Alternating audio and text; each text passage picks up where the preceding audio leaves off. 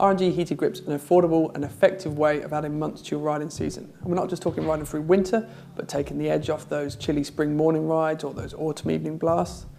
They're relatively easy to fit. They come with everything you need, 2 heated grips and a control box that's 1 button to operate on, off, and to go through the 5 different heat levels you have. And they'll go as high as 60 degrees and they'll warm up really quickly. There's a safety point of view with these as well, because if your hands are cold, you'll be thinking about how cold your fingers are, not concentrating on your riding, or you might not be able to use the clutch and brake lever as effective as you should.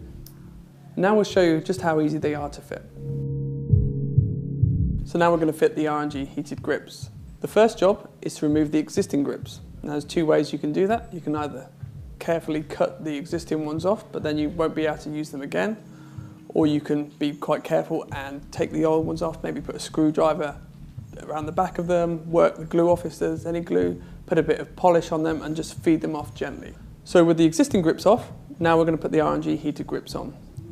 Obviously the throttle grip and the clutch grip are very much different diameters, one obviously to go past the wider throttle opening.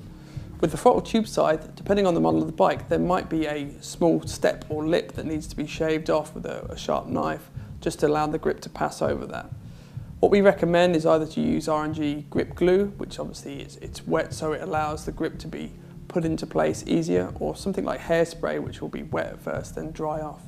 But if you are struggling to get the grips over the bars, then maybe plug them into the bike first, looking at the instructions further down, and get them hot, and that makes them a little bit more pliable and then easier to put over the top.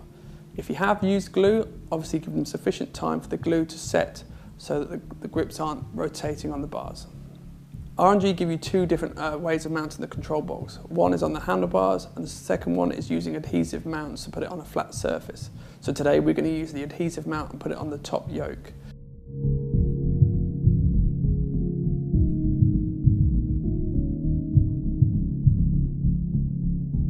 Now, the good thing about these grips is there's only 2 wires that we need to put into the bike itself, because the control box takes all the existing connectors in, so both sides of the grips plug into that. Now you can either wire the bike so it's always on the battery, or you can wire it into the live ignition wire, so when you turn the ignition off, the power to the heat grips are off. But today we're going to wire it straight into the battery, which is fine, as long as you remember to turn the heat grips off. If you leave them on, obviously it could drain your battery. So now we've got the control box in place, we've got our heat grips on, and now we need to look at the routing of the wiring. Because we're going to route the wiring to the back of the battery, which is at the back of the box, we're going to run the wires down the sides of the fairing, the side panels, or maybe under the tank. Obviously we don't want them to get trapped at all when the bars are being moved side to side. We don't want them really exposed, so we want to tuck them away nice and neat and get into the back of the battery. With the heated grips now in place and they're working, you can now enjoy riding whatever the temperature. So now you've seen just how easy it is to fit the R&G heated grips. If you're riding around in temperatures just above freezing, the wind chill can be as much as -20. So the heated grips are going to take that right off, allowing you to concentrate on your riding safely, not thinking about your freezing hands.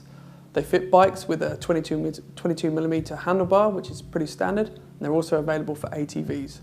So go and visit www.rg-racing.com to see what products we have available for your bike.